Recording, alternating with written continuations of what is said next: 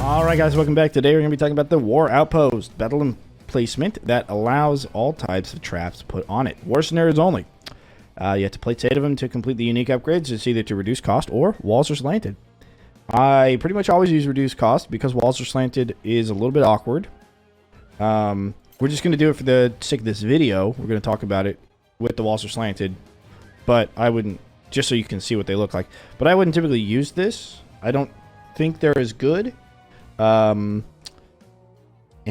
yeah, we'll jump into the game after we take a look at the game files, which is going to be very short. It's going to be a very short video. Alrighty then. So we have cost 1200 coin, and you unlock it before you play Front Lawn, which has Gorbash. Alright, the unique upgrades, you have reduced cost by 350, taking it down to... Wait, did I say 12, right? Yeah, taking it down to 850. And then you have walls are slanted, where it just uses the slanted walls. That's it. Okay. Yep, very short stuff. All right. Now jump into the game and see what it looks like. All right, so here we have the Outpost. The Outpost looks like this whenever you're not looking at it. You can place traps on it, so you have a wall space. Then this is usually a ceiling, where you'd place like a dart spitter underneath. You can't do that with the slanted walls. They become wall spaces as well. Not that bad for boom barrels, I guess, but not great for anything else. As you can see, nothing's really going to get hit by that except for trolls. Same here. Maybe arrow walls you could use instead, but then a lot of them are going to go into the ground because they're not shooting straight into the enemy's line of walking space. What else could you use here? I don't know. See, that's the thing. Like maybe saw blade launchers if you combine them like this. But the thing is you're going to have a better bounce if you have the flat walls and use it here instead, because you're going to have less space, so they're going to have more time to hit enemies.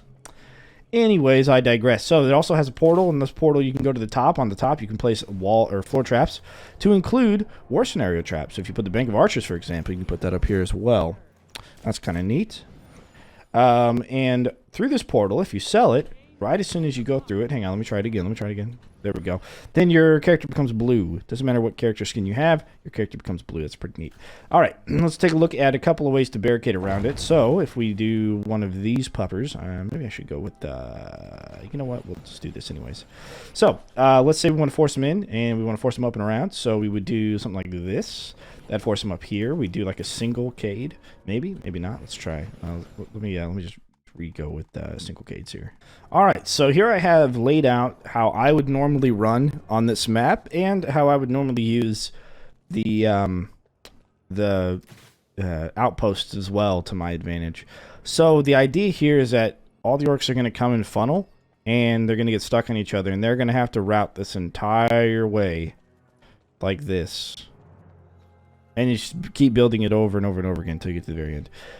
Like I said, I usually don't do the slanted walls, so not only do I have more money, but also I can use the ceiling for lasers, and then dart spitters, and then lasers, so they run across the lasers constantly.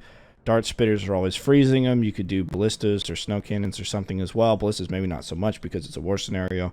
There's lots of enemies, so hitting multiple enemies is better than hitting any one individual enemy. But then you could also do saw blade launchers, which will bounce along the, which it's better for other maps, but saw blade launchers, of course, will bounce along the barricades here as well, and they'll stick within the kill blocks a little bit here. You can also do arrow walls or wall chargers on this wall to hit stuff on this wall if you do the arrow walls.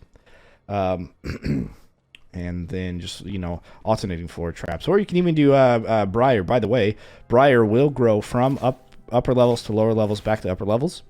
So you don't have to place a new one every time you go from one level to another. From Outpost to regular back to Outpost.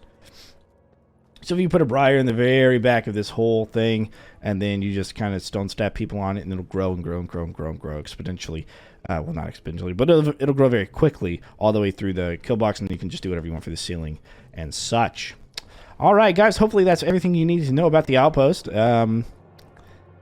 It's definitely maybe the only trap I ever use that's a war scenario trap on war scenarios, and it depends on the war scenario. Yeah, it's probably the only one I use, really. I wish they had like worst scenario barricade or something. But it does count as a barricade that you can place things on, right? So they can't go through it, and you can place stuff on it. Maybe if we could recreate this wall piece without the top or the bottom and have that for like regular maps, that'd be kind of cool. Because you can make a wall yourself. Yeah, you know what? I wonder if we could. That has to be separated from the other stuff in the game, right? I don't know. Maybe. But that being said, guys, let me know what you think. Do you like the Outpost? Do you use it? Do you not use it? Why not? And as always, don't forget to like, comment, subscribe, follow, stream, video to Twitch, and I'll catch you on the flip side. Deuces.